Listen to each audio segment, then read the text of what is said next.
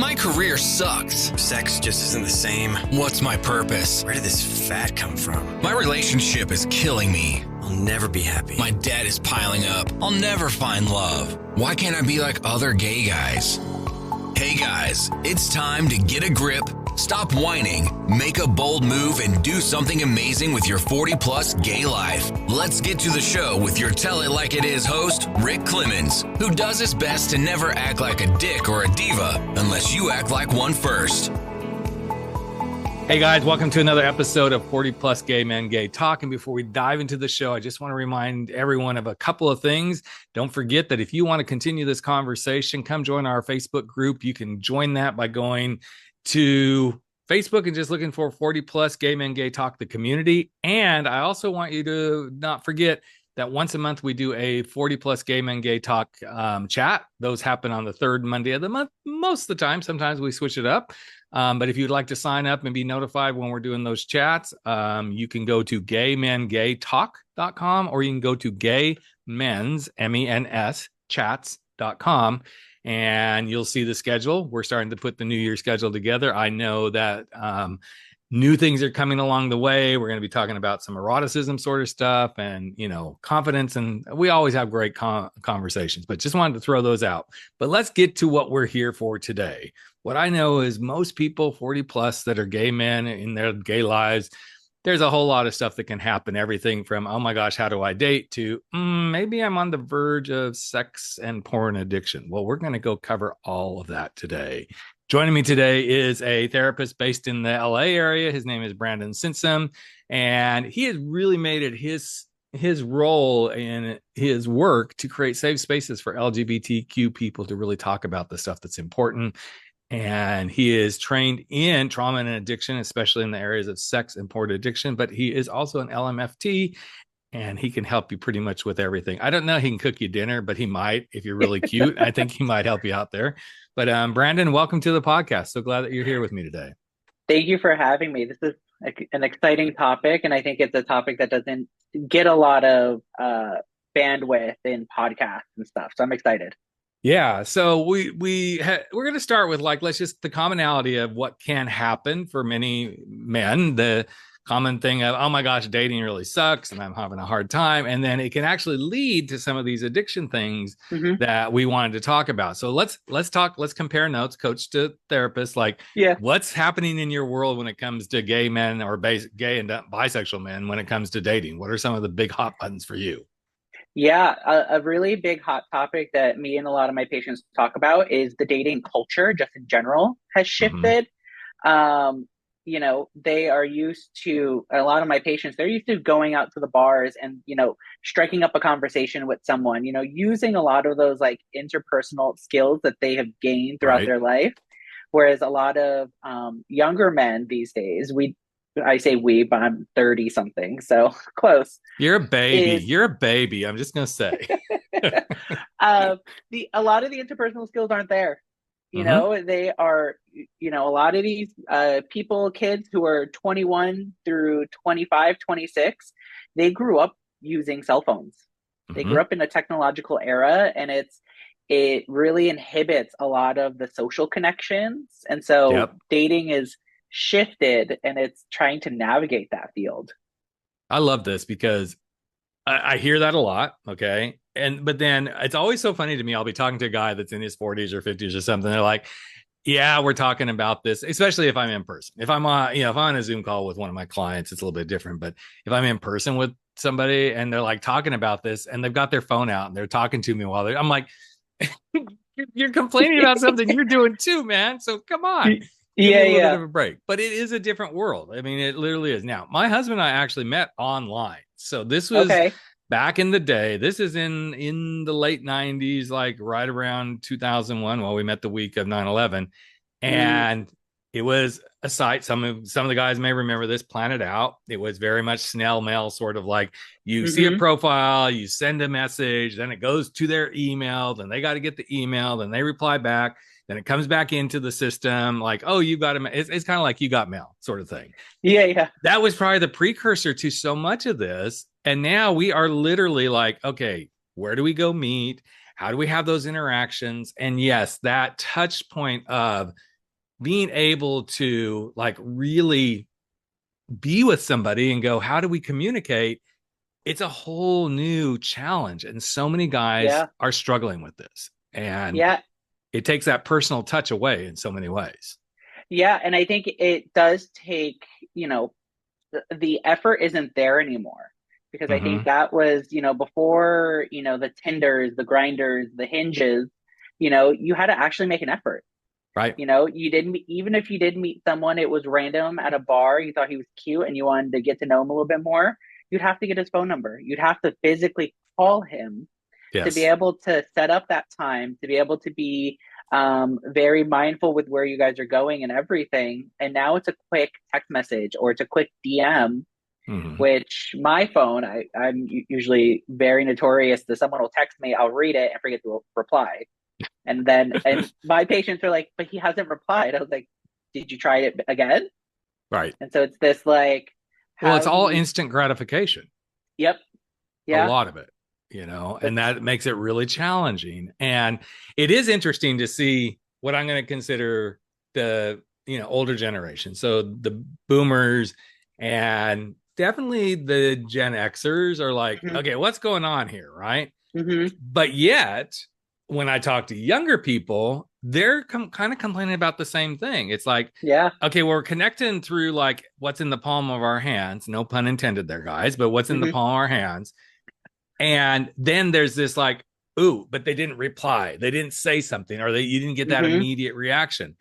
I find that for most of the guys that I work with, it's like, okay, well, reevaluate your expectations. And secondly, set up the rules of play or the boundaries that, like, yeah, hey, if we're going to communicate, this is what I like. So I was coaching somebody the other day and he's like, well, that seems, to your point, he goes, that seems like a lot of work. And it was all I could do to bite my tongue and not laugh. Like, okay, but relationships are mm-hmm, work.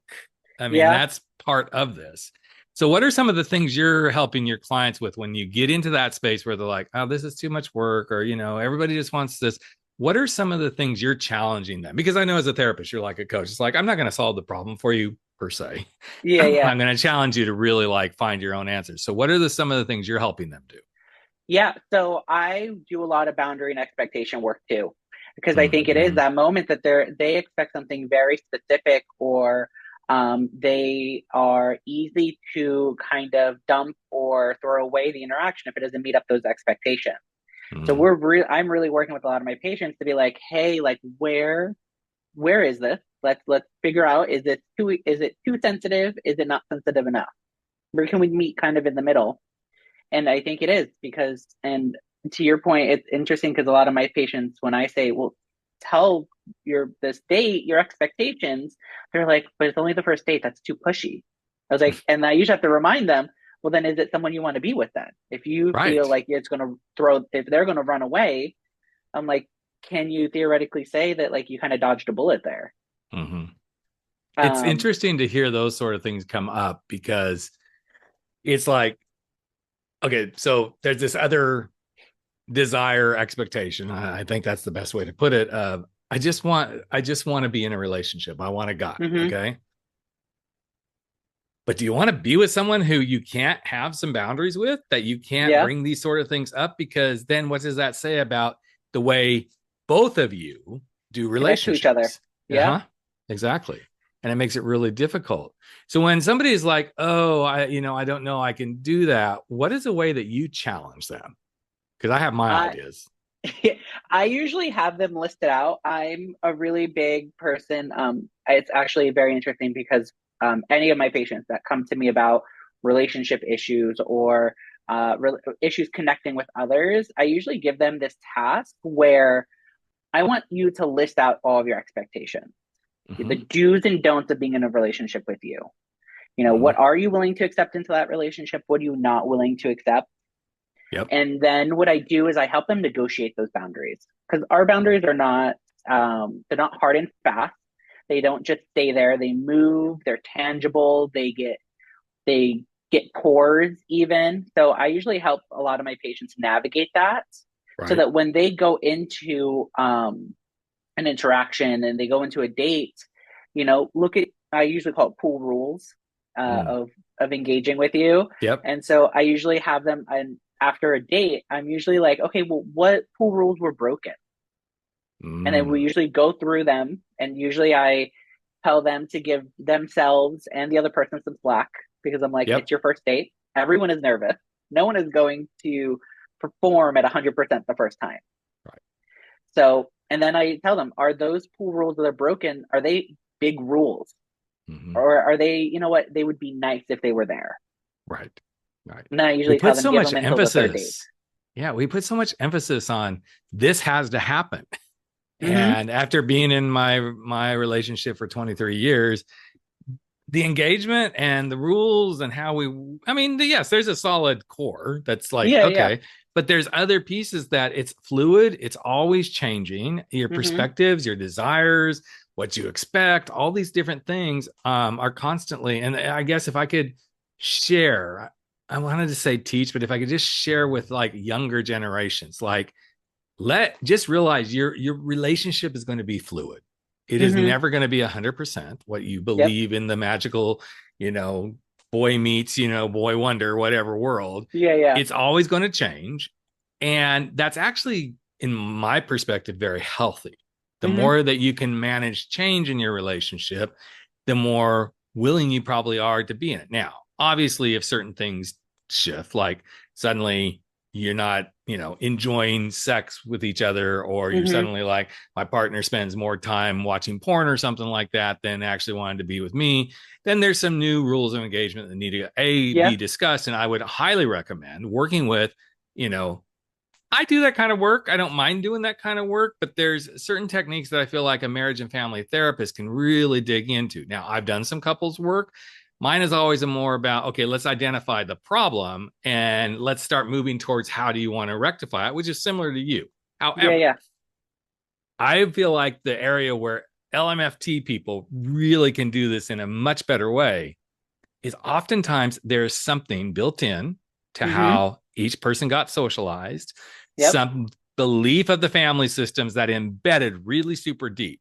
I'm Yeah. not going to go dig in the deep. I mean, I can like catapult forward. I can go, oh, okay, that's interesting. Yeah, How can yeah. we catapult beyond that? Because I never want to get in that space where if I feel like that's a little bit deeper, Mm-hmm. psychological, let's unpack that sort of work. I definitely like hand that over to somebody else because I feel like you all are much better trained in that space. But people are petrified to do that stuff. Yeah, doing that work is, you have to look underneath the rocks. You have Mm-hmm. to it is that work is, you're getting down and dirty. You Mm-hmm. have to switch a lot of perceptions you have about the world. You have to confront a lot of the pain that you haven't talked about in Yep. 20, 30, 40 years, Mm-hmm. and thinking that you had it all nice and packed away, Yep. but it's been leaking and it's destroying things around it. Yeah. It is interesting to see when somebody starts to give themselves permission to go there because Mm-hmm. it can be well, first of all, it can be very freeing. It's going to be, for Mm-hmm. most people, it's going to be, ooh, this is uncomfortable. The discomfort is Yeah. truly there, right? But it's always magical when you see that moment that the discomfort shifts to freedom. Like, Yeah. okay, this is off. I just recently recorded a quick little Instagram video about secrets. Mm-hmm. And like, here's 5 secrets gay men should be talking about. And it's been Mm. interesting to see the comments because it Yeah. wasn't what people were thinking. Like you should free the secret of stuff you're really proud of. You don't want to Yeah. be, you don't want to share that because you don't want to be taken as egocentric. You should free the secret of your regrets. You should Mm-hmm. free the secret of what you really desire. And some of the comments have been so far really interesting. Like, I didn't really realize that. One guy gave me a whole dissertation, and I love that he did because Yeah. it Yeah. was a really beautiful way of him saying, here's the one thing I'm feeling most secretive about, which was, I'm not going to go into it here on the air, but something pretty deep. And I, Yeah. gave him Yeah. a little bit of advice back and forth and said, I would really suggest you work with a therapist on this because this is deeper. There's a piece of shame that your Yeah. family has set up. And he went into some depth about, family systems. And I'm like, I would encourage you to go work through that because it is scary but it's not impossible, and it's actually quite freeing when we give ourselves permission to do that. Yeah. So let's talk about one of the secrets that most people are like, oh, I don't think I have a problem with this. Mm-hmm.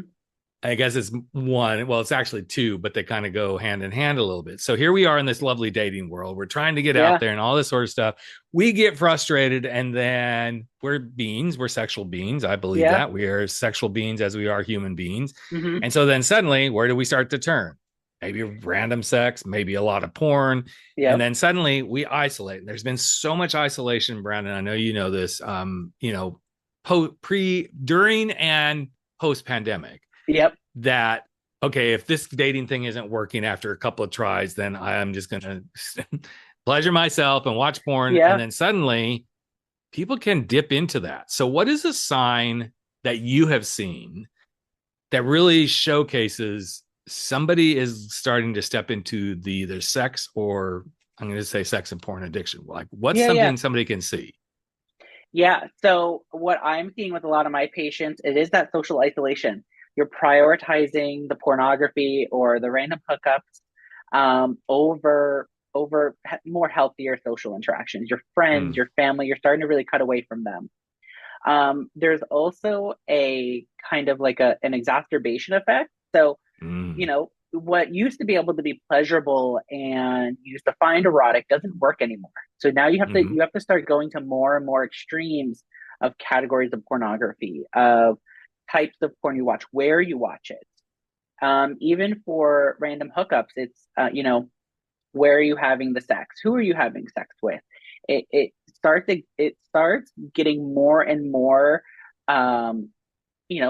quote unquote dangerous, because it is that adrenaline rush that people are looking for, that serotonin and that dopamine.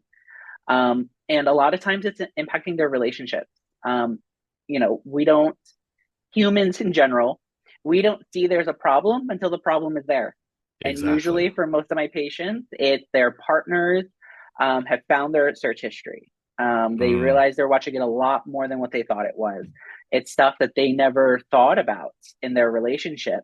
Or they get caught, it is cheating. They get caught cheating. They see the text messages. They see the money being depleted out of their bank accounts. That's usually when my patients then are like, okay, well, now there's a problem. Yeah. And it's like any addiction. I mean, I've worked with people through it in different ways. And sometimes it can just be the addiction of isolation. I worked with a few clients that they're just, I'm not a social being. And we really had to work through like, okay, but again, it's post-pandemic. Like, did you get so comfortable being non-social that now you've created a story around this? But when I worked into that space with them, it was always really interesting, Brandon, because I would then go to, well, do you even want to have an interaction with a guy? Do you want to go on a date? Oh, well, I don't know that I could. And a lot of times it's because the comfort of the isolation has now become the protection zone. It's like, as long as I stay here, I don't get hurt. I don't have to deal with rejection. I don't have to deal with, maybe starting to date somebody and then boom, it's gone. And so then it gets fed with whether it's porn or random sex from time to time, or everything else, eating, drinking, whatever it might be. And suddenly the snowball blossoms. But most people are really surprised when you do bring up, so what is it that you're running from and you're running into in your addiction? Yeah. And a lot of times I help a lot of my patients map out their unbearables. What is so unbearable about your day to day? What is unmanageable for you? What is just so hard to deal with? And then, usually pornography, sex, it could definitely be eating and substances.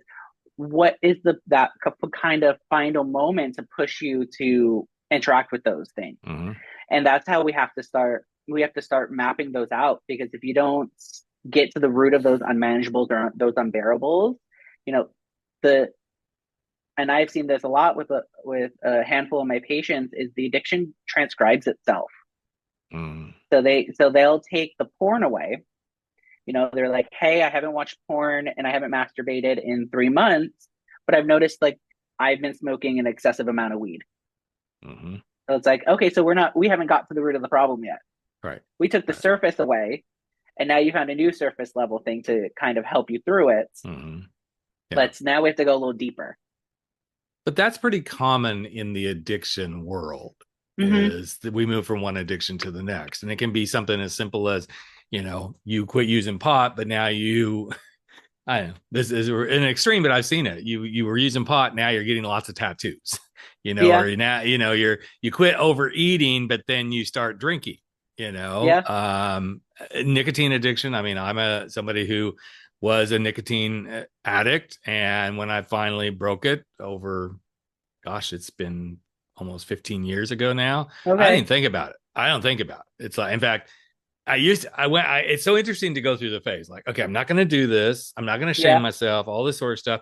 Got used to it. But then I went through a phase, and still today to a little bit, but I went through a Mm-hmm. phase where just the smell of smoke was like, got really bristled. Not like I was craving it. It's like, get that away from me. Just Yeah. stay Yeah. away from me if you smoke. Now I consider it such an uncommon thing that I see out Mm-hmm. there in the world. And I don't know, maybe it's because I live in California and it doesn't seem like as many people smoke here. I don't know. And I Yeah. don't want to Yeah. make any assumptions because I know it happens. But it is interesting to see how you ascribe to something and you go, okay, but what did I replace it with? Yeah. Yeah. Luckily, I replaced mine for the most part with, that's when I started teaching spin class and became a cyclist and all these sort of things. Okay. But there are times that I'm going, okay, but did I really get past this 100%? Yeah. Yeah. And I always try to check in with myself in that space. Like, okay, well, Okay. what could be being replaced by it? So far, I'm not setting myself up. So far, I haven't Mm-hmm. seen myself on anything else that's like, I would say, oh, that's an addiction.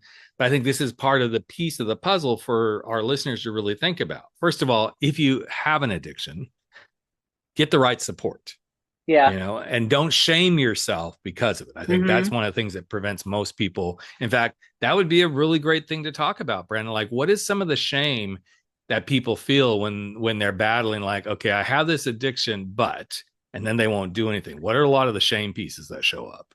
Yeah, and a lot of the shame pieces have to do with their image, like how they feel about themselves. I am unworthy. I am not, I am unworthy of love. I am unworthy of, attention, of positive regard. That's a lot of what I'm seeing.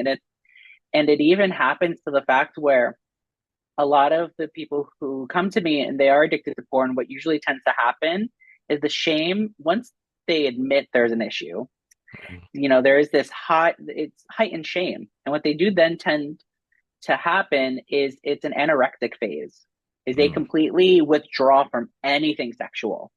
Because they're like, if I touch it, I'm going to go overboard again, kind of mentality. And it is this new stress that tends to come up. And especially since we in the United States, we are in a capitalistic society where we have found out sex sells. You can't go down, I'm in West Hollywood. You can't walk down Santa Monica Boulevard without seeing half naked men in the bars, or you're seeing the promo ads everywhere, and everyone is half naked. Let alone living in Los Angeles, everyone's like, right. I have a body for some Right. reason, and I'm going to show it off. And it then kind of touches upon that maladaptive wiring of sexuality and sex.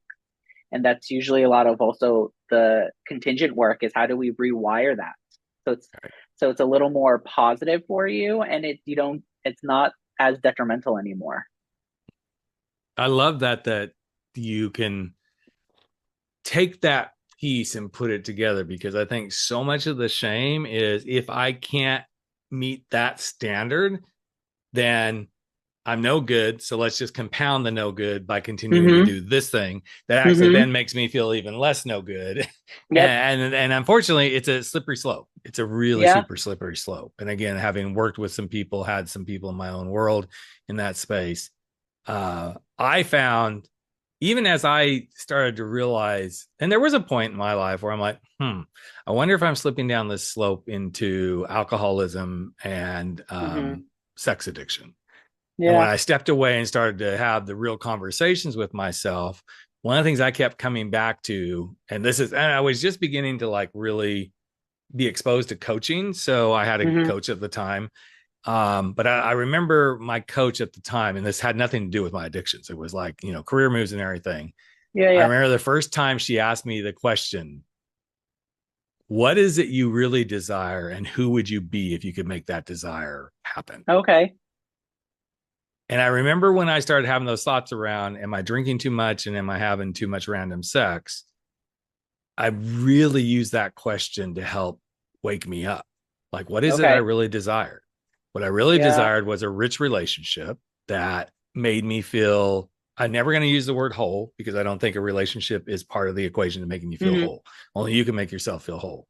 But that having a relationship who gave me that companionship, that person that I could lean into and trust and come home to. And, I came out of a marriage to a woman and I was used to that. Yeah. And when I started grounding back into that and going, okay, this makes sense, and going, this is what I really want. And I will be different because then I will be happier. I will feel more alive. I will feel Mm-hmm. more confident in who I am. It was really interesting. The drinking's similar, except again, I wasn't to the point where it was like, oh my gosh. I mean, I'd go on some bingers, which everybody does, like, okay, it's a party weekend, right? Yeah, yeah. And then after I had an experience where I'm pretty sure I was slipped something into a drink. Mm. And I'm like waking up in this bed with this guy and going, I have no idea who you are. I don't know how I got here. That was the time I said, okay, is this what you really want? What is it you to desire? And who will you be Yeah. if you can get what you, and it was a really big wake up moment for me, Brandon, because I let myself go deep into that space. So if somebody's really struggling, what is, and well, let me rephrase that question. How does somebody really even know they're struggling? And I know that's a loaded question, but like, so what are some of the things you help people really understand? Like, maybe there That is is this thing. that is a loaded question, but I do think, you even mentioned it, having that, you know, I think a really telltale sign is, trying to really get that wholesome and appropriate support. Hmm. Because I think, especially as I help a lot of my patients with sex and porn addiction, especially gay men who are experiencing those things, it's I have to really help them rewire that, that's not what it means to be gay. A lot Mhm. of them have this notion that they're like, no, I'm a gay man. I'm supposed to be horny all the time. I'm supposed to want to have sex with random people. I'm supposed to be, going out to bars and going to the cruising spots and hooking up with whoever I want. That's what it means to be in the community. And it's further reinforced by their support group. Mhm. I had a patient who sat on my couch and he was like, yeah, but all my friends say nothing's wrong with me. And so I had to Mhm. stop him. I was like, but do you feel like there's an issue? And he's like, Mhm. yeah, I do. Because he's like, I just don't want to do it anymore. He's like, yeah, they're telling me like this is what it means, quote unquote, but like it just doesn't sit right with who I am. And I was like, Mhm. that's what we have to figure out. Like we have to get that internal alignment, right, so that you can walk through your world authentically. That internal alignment is huge.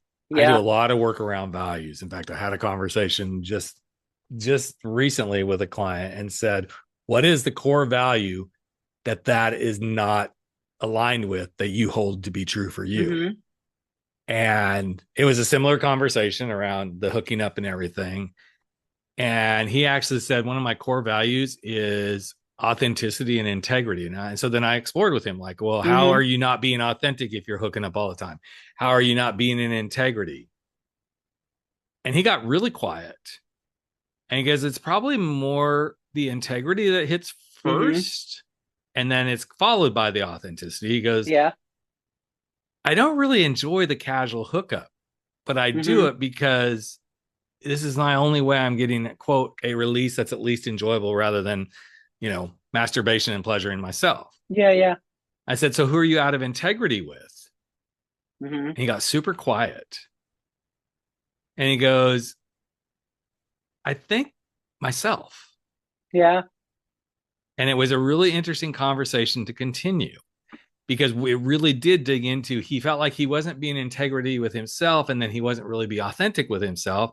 And then he said it snowballed. I'm not really being integrity with these guys that I'm just randomly hooking up with. He goes, even though the majority of them are just wanting to hook up too. And so we got to a very powerful space for him. Like, if you could be in that sort of space, in integrity and being authentic to yourself, how would it be different? Yeah. He goes, well, I might. He did say, well, I might. I said, stop there. I don't want to might. Like, I would do this. Like, let's get really to the, I would be doing this. He goes, I would go into one of those sexual interactions going, this is what I'm here for. I'm here to enjoy a sexual interaction that fulfills where I am in this moment. Yeah. And as he was saying that, he paused and he goes, this feels really different. I said, yeah, okay. So how so? And he goes, because I feel like I'm actually speaking authentically about how I'd rather do it. And then as soon as I'm authentic, I'm being much more in integrity with myself. And he goes, and guess the biggest shift I'm already feeling. He goes, even as he's just saying, he goes, I'm not feeling like I just have to go do this. Like that adrenaline rush of got to go get it. Get on Scruff, get on Grindr, get on wherever. Let's go get it. And guys, whoever is listening to this, I don't think Brad and I are either one bashing. If you want to have a hookup, I'm not going to bash that. I'm not saying that. In fact, I want everybody to be them sexual selves. But if you're feeling these pieces of like, this is out of alignment with me, this is out of my value set, these are probably some really good signs to, you may not be on the addiction route, but to really check in with yourself and go, okay, how would you like to feel different? And I think even it goes into how do you connect with, how do you connect with yourself and how do you connect with others? I know on the surface, a lot of sex and porn addiction looks like it's about the porn or it's about the sex, but it's actually a lot deeper. It's really, how are you intimate with someone? How are you intimate with yourself? Intimacy, we as gay men, it has been not properly explained to a lot of us on what intimacy is. What does intimacy look like? Let alone, what does intimacy look like in relation to another man? We were not taught that. We were not given that information. In school, we were all given the information of how a man should be intimate with a woman, and that's it. Yep. And if there is any male on male intimacy, it is wrong, it is bad, and we have most likely experienced violence because of it. And it's, those things compound. And like you even said, Rick, it's that it misaligns you so that your outward actions don't align with your internal values. And that's really a lot of what my work does, is trying to, how do we align it and how do we set it up for success? This piece you just brought up, I mean, I know we're talking male to male, like gay relationships, but this is part of the problem with men in general. This ability to be intimate with another man and say, I love you, brother, or wow, you're a handsome guy, or any of this stuff, like just to, a bro. Yeah. If we have somehow managed that and can be more comfortable. I remember this is years ago. This was before this podcast even existed. It was when I was doing Life Uncloseted. I had a guest on who I don't remember how we met. We were in a similar entrepreneurial thing together and course and all that. And we just got to chatting about stuff. I said, I got a question for you. How do you feel when you're in a locker room and you feel like another guy might be checking you out and then suddenly you think, is he gay? And we had this really amazing conversation. He got into the whole intimacy and he goes, I'm not afraid to look at another man and go, man, you're built really well. You look great. Look at you, blah, blah, blah. He goes, but that has led to some people like, oh, you must be gay. And it's such an interesting thing. As soon as those sort of intimacy moments happen, and it doesn't always have to be about looks or you're built or, oh my God, look at the size of his cock or whatever. I asked him jokingly, I said, so did you comment on the size of his cock? He goes, no, but it was something that somebody should be commenting on. I thought it was really funny. But he said, it is an interesting space where we don't feel comfortable enough to be able to have that kind of dialogue. So that actually led to a podcast that he and I did. And we talked about this. And I interviewed, I don't know, 20, 30 straight men. And even some gay guys, because that can be really intimidating to gay guys too. Like, oh, this guy's trying to comment on me and wait, you're a little bit close. it was such a powerful conversation because it showed the vulnerability of men when it comes to anything to do with intimacy. Yeah. Yeah, it is that. And I can definitely understand that with the gay man, because it is being in those spaces, which, it's I feel like the narrative is that you presume straight until they say they're gay. And it is, historically in all those spaces, they've been spaces of violence for a lot of us. It has been, they are not very safe spaces. They are not, it takes one person with fragile masculinity or a fragile sense of self to lash out. And so I can understand where the gay men were like, ooh, we're not, let them all go first. So I can kind of scope out the room and hear what they have to say. And then I'm going to comment on what they said, but not really interject myself, because that's violence for me. Well, it is. And so much of what happens in our community, to kind of bring this full circle, is this unbiased, is it biased? I'm going to call it unbiased violence that we don't realize we're committing. The rejection, like, oh no Asians, or, oh no, I only bears. Okay.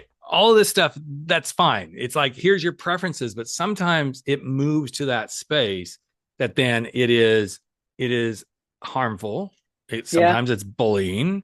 And then here we go to somebody feeling completely rejected. They can't have social interaction. So then they isolate. The more they isolate, then they turn to these other spaces that we've been talking about, porn or sex addiction. And then we sit there as a society, or at least as a gay community, and go, what's wrong with them? Well, a lot of what's wrong with many gay men, yes, it came from their outside heterosexual world to a point. But then they enter into our gay community and it exacerbates sometimes worse than it was in the outside world. Yeah. And this leads to many gay men suddenly like, I'm alcoholic, sex addiction, drug addiction, whatever it may be. So not feeling like. So what are you most proud of about doing in your practice? I know you're fairly new and everything, but what is the thing you're most proud of to date? So I am new. I'm new on the therapeutic treatment piece of it. Knowing that, how do I want to say this? Like, being able to help people through the problematic side of it. But I do come from a background of sex positivity and kind of sexual health. So I always have that, there is and I get this, I usually have this conversation with a lot of people when I tell them I treat sex and porn addiction. They usually tell me, oh, well, so you're not sex positive. I say, no. I am very sex positive. I've worked in HIV prevention for years. I want people to feel good when they're having sex. I was like, but that's where the difference is when sex doesn't feel good anymore, or you feel worse coming out of it than you did going into it. That's where I really want to start helping people. Sex is I think you even said it. We are human beings. We are sexual beings. We connect with each other in various different ways. And no matter how we decide to connect with people, it should be a way that lifts us up instead of degrades us. And so I love being able to help people find that balance, and be able to recognize it and fix it. Awesome. That's so good. And it's so needed. And there's, you and I aren't the only guys out there in the world working towards this stuff, but it's always refreshing to me. And given that, you're in your 30s, I'm in my 60s, and there's just these things, I hate to say it, continue to be where the work gets to get done. I'm not going to say need, there's a need, but where it gets to get done. And when we realize as a gay male culture that if we can open our arms wide to let's give people the space to get to do this work on themselves, because when we do the work on ourselves, we do better with doing the work with others, not pointing the fingers, so to speak. I know some people listen to this podcast at times and go, Rick just seems to point the fingers. I'm like, I'm bringing awareness to this. I'm admitting this is what I've seen in our community. This is what I've seen myself do from time to time. Even as I talk through like, oh, what's my preferences? I always, when I am on the apps, one of the things I will say is, you seem like a really nice guy, just this interaction we've had. But I'm just going to share with you my preferences and what I'm attracted to. I don't know how to more nicely say that. Still, people will get upset. that's on them, not on me. I've learned that. I could say that, yeah, I'm not into this or not into this, but I'm like, here's what my preferences are if I'm going to go into an open space and have an interaction with someone. Yeah. I wish we could all embrace more of this, because I think it would help in the work that you do in helping people out of these spaces of addiction and all these sort of things. So last quick question before we wrap up here, since you brought it up, what is your definition of being sex positive for you?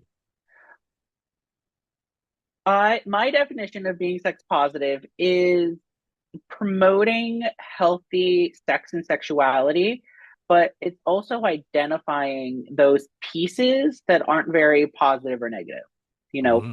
Positive, because if we don't recognize those pieces that don't make us feel good, those boundary crossings, those negotiation slips that we tend to have sometimes in some of these interactions, you fall into that realm of what I call toxic positivity. It's, oh no, you're doing great, you're doing fine, you're doing this, you're doing that. Like, it's the constant praise, or you should feel really good about this, or you did something really great. It denies the whole story of the individual. We experience everything in both positive and negative lights. Not everything's going to be 100% positive. Not everything's going to be 100% negative. But we have to acknowledge both pieces of them to get the full story. Yeah. And so I think that's where positive and healthy sexuality tends to come in for me, is to identify both positive and negatives. And if we can't, we can't completely eliminate all the negatives, but how can we make it more positive than negative? Yeah, that makes sense. Well, Brandon, I'm so glad you took time out of your schedule to be with us and talk through this. I think it's such beautiful work that you're doing, that you're bringing into the planet that still needs a lot of healing, especially in our own community. And I love when I get to speak with another gay male who's doing this contribution and bringing their own spin on it, because everybody has a unique way of helping us bring others to that space of, I can talk about this. I need to talk more about this. So thank you for creating that conversation and ensuring that, you are opening a doorway for someone who may not feel like, okay, I can actually speak about this stuff. So again, his practice is based in West Hollywood and Long Beach area, but you can probably, because you're licensed in the state of California, you can probably work with anybody throughout California, correct? Yes, sir. Awesome. I can see, and as long as you're within the borders of the state of California, I can help you through anything that you're experiencing. Awesome.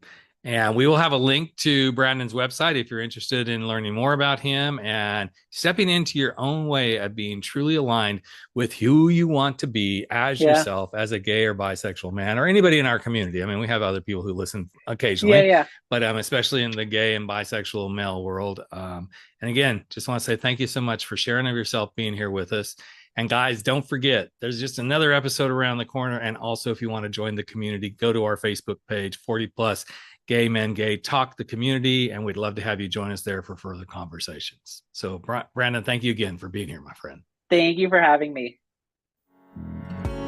That's a wrap for 40 Plus Gay Men Gay Talk, where size doesn't matter. We drop our bullshit, get over our screwed up fears, make bold moves, and live life without apologies. Don't forget to join us on Facebook at 40 Plus Gay Men Gay Talk, where the conversations continue.